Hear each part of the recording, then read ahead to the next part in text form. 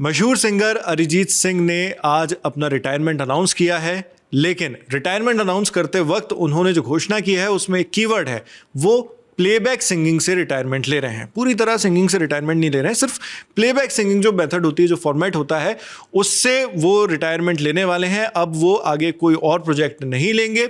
उन्होंने पोस्ट क्या की है ये आपको इसके बाद पढ़कर बताएंगे, लेकिन सबसे पहले ये समझते हैं कि इस घोषणा का मतलब क्या होने वाला है और क्या आप सच में उनके गाने सुनना बंद कर देंगे, क्या उनके लाइव कॉन्सर्ट अटेंड नहीं कर पाएंगे, या ये किसी अलग तरह का संन्यास है। तो इसके लिए हमारे साथ हमारी जो सिनेमा टीम है उसके लीड हैं श्वेतांक, वो हैं इस पूरी बात पर चर्चा करने के लिए, जो मुद्दा है उस पर चर्चा करने के लिए। तो सबसे पहले श्वेतांक, जो भ्रम इसमें पैदा हो सकता है उसको क्लियर करते हैं, इस घोषणा के मायने क्या होने वाले हैं। ये सिंपल है, जैसे अरिजीत ने क्लियरली कहा है कि वो प्लेबैक सिंगिंग नहीं करेंगे। प्लेबैक सिंगिंग क्या होता है कि अमूमन जो सिंगर्स होते हैं जो फिल्मों के लिए जब वो गाना गाते हैं, ये मोस्टली इंडियन सिनेमा में और साउथ एशियन सिनेमा में ज़्यादा देखने को मिलता है कि जब सिंगर्स फिल्मों के लिए गाना गाते हैं फिल्मों में, और वो स्टूडियो में म्यूजिक को रिकॉर्ड किया जाता है और बढ़िया पॉलिश म्यूजिक होता है, वो गाना बन के रेडी हो जाता है, बाद में उसको फिर उससे वीडियो शूट करते हैं। यानी कि फिल्म में कोई गाना है तो अरिजीत ने गाना ओरिजिनली गाया है, लेकिन फिल्म में जो एक्टर है वो उनकी आवाज को लिप सिंक कर रहा है, यानी जो उन्होंने गाया है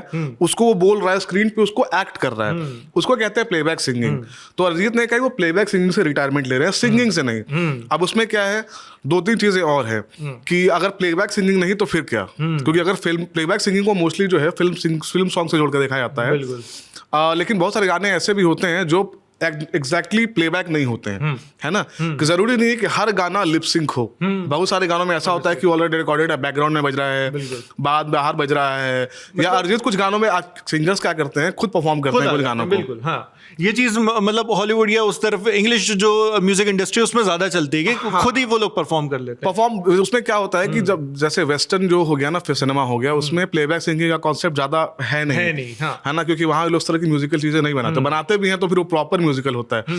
तो और उसके दूसरी चीज ये है कि अभी रिसेंट जो चीज हुई है वो है, अभी अरिजीत का जो लास्ट गाना जो रिलीज हुआ है, जो प्लेबैक सिंगर के तौर पर रिलीज हुआ है, वो है बैटल ऑफ सलमान खान की जो फिल्म आ रही है बैटल ऑफ गलवान, उसका गाना है मातृभूमि, जिसे हिमेश रेशमिया ने कंपोज किया है, श्रेया घोषाल और के साथ मिलके अरिजीत ने गाया है उस गाने को।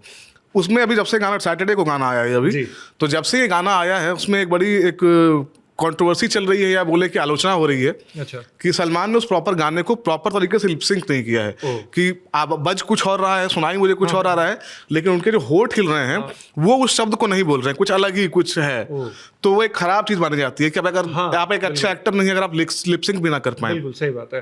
तो ये जो आप कंट्रोवर्सी के बारे में बात कर रहे हैं उस पर हम फिर से आएंगे, क्योंकि सलमान खान से जुड़ी अरिजीत सिंह की पहले भी कंट्रोवर्सीज रही हैं जो हाल ही में थोड़ी सुलझती हुई नजर आई थी, और ये गाना आया था, उस पर हम डिटेल में बात करेंगे।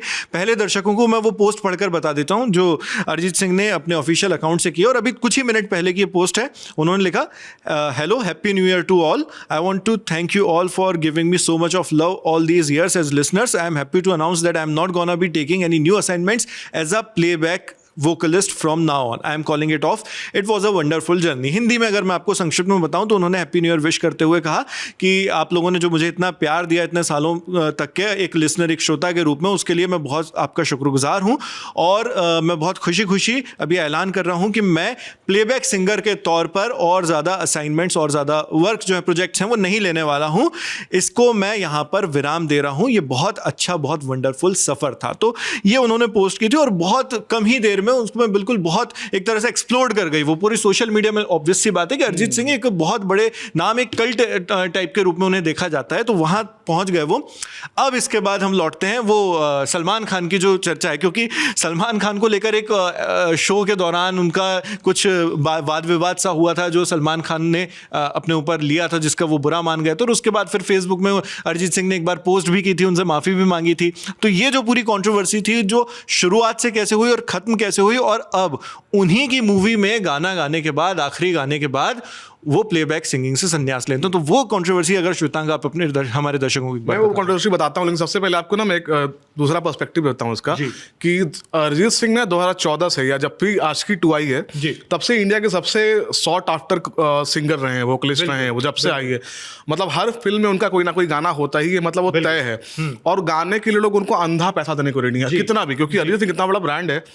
तो उसके बाद हुआ ये कि अब उनका ये लास्ट गाना मातृभूमि आया है ना, बैटल ऑफ गलवान से, लेकिन अपने को समझना पड़ेगा कि ये उनका लास्ट गाना एज अ प्लेबैक सिंगर हो ये जरूरी नहीं है, क्योंकि क्या होता है फिल्में बनने में टाइम लगता है, उसका म्यूजिक पहले से बनने लगता है, और क्या होता है कि फिल्मों में आने से पहले सिंगर्स कई सारे गाने रिकॉर्ड करके रखे होते हैं कंपोजिशन के पास। बिल्कुल सही कह रहे हैं। तो ये इसकी संभावना भरपूर है कि अगले कुछ सालों तक अरिजीत तक जितने गाने गाए, जितने व्यस्त हो रहे हैं पिछले सालों में, बिल्कुल, तो इसमें कोई संदेह नहीं कि इस पूरे साल या अगले कुछ सालों तक अरिजीत के गाने आते रहें। हाँ जी, आगे से वो ऐसा नहीं करेंगे, प्लेबैक सिंगिंग नहीं करेंगे, अब तक जो कर चुके हैं, जो वो रिलीज नहीं हुए हैं वो हो सकता है रिलीज होते वो गाने रिलीज होते रहेंगे, और अब उनकी डिमांड जो है ना और बढ़ जाएगी, बिल्कुल, क्योंकि अब वो आगे से वो गाने नहीं वाले हैं। हाँ। तो अब वो चीज ना वो एक मार्केट के लिए हेल्पफुल है, लेकिन अब क्या है कि अरिजीत का रिप्लेसमेंट अभी मार्केट में है नहीं, बिल्कुल, क्योंकि इतना बड़ा वो सिंगर है, मतलब उनके ब्रांड वैल्यू बन, हाँ ब्रांड वैल्यू है, और लिसनर्स की जो संख्या है, कितने गाने हैं उनके, आप ये तुम ही हो से उठा लीजिए,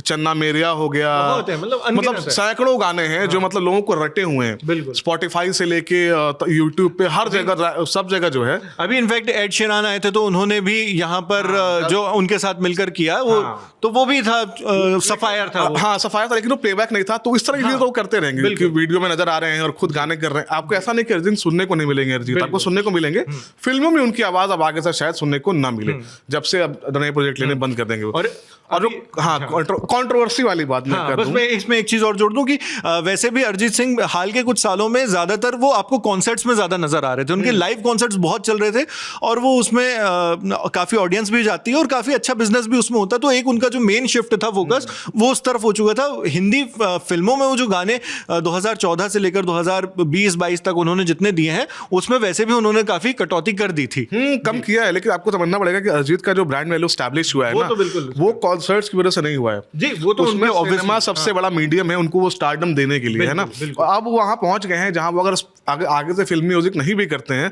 तब भी उनकी जो उनका स्टेचर है एज अ परफॉर्मर वो बना रहेगा, हाँ वो बना रहेगा।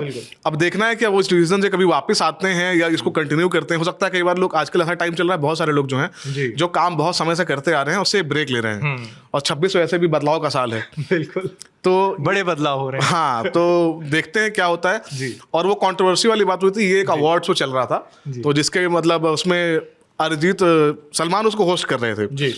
तो जब वही गाना था तुम ही हो गाने के लिए अरिजीत को अवार्ड मिलने वाला, तो सलमान ने कहा यार ऐसा लग रहा सो के उठ के आ गए स्टेज से कहा। तो अरिजीत ने कहा कि सर इतने देर तक आप लोग अवार्ड शोज करते हो, बंदा सो ही जाएगा, सुला दिया आप लोग। हाँ, तो वो एक हो गई, फिर अना पे आ जाती है बात, ईगो पे आ जाती है, उस तरह की कोई चीजें हुई।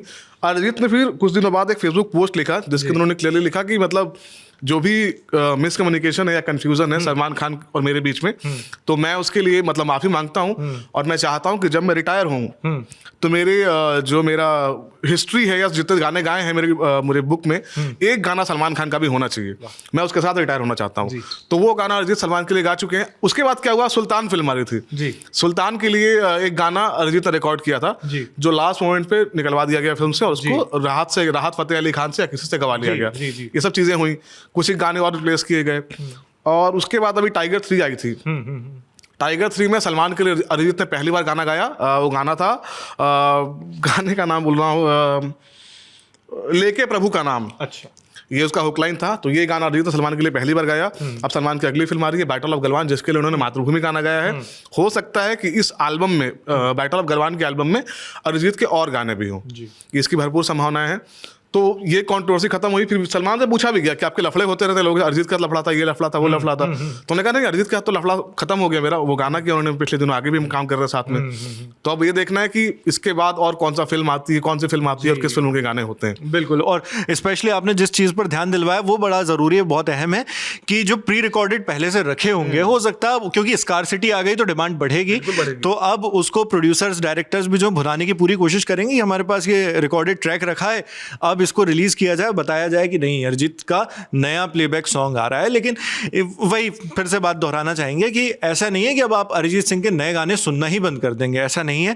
हो सकता है कि गाने आते रहें, बस वो प्लेबैक फॉर्म में जो होता है वो नहीं होगा, गाने आते रहेंगे, लेकिन फिल्मों से जुड़ा जो भी कोई गाना आपके जहन में बिल्कुल आपके दिल पर छाया हुआ, जो अरिजीत सिंह को आपको हमेशा याद दिलाता है? मैं अपना बताऊं तो अगर तुम साथ हो, वो गाना मुझे बहुत पसंद, दिल के करीब है। आपको कौन सा पसंद है? मुझे तो मतलब तुम ही हो से मतलब बाकी जितने भी गाने हैं मुझे पहला उनका ब्रेक थ्रू वाला गाना था। हाँ, तो वो गाने, आपका कौन सा ऐसा गाना है जो दिल के आपके एकदम करीब है, जो अरिजीत सिंह ने एज अ प्लेबैक सिंगर गाया या किसी फिल्म में हो, तो वो हमें कमेंट बॉक्स में लिखकर जरूर बताइएगा। और इस रिटायरमेंट को आप किस तरह से देखते हैं, उस पर आपके क्या विचार हैं, वो हमें कमेंट बॉक्स में लिखकर जरूर बताएं। आपके लिए सारी जानकारी हमारे साथी श्वेतांक लाए थे, कैमरे पर विजय हैं, मैं हूं नावेद। देखते रहिए लल्लन टॉप। शुक्रिया।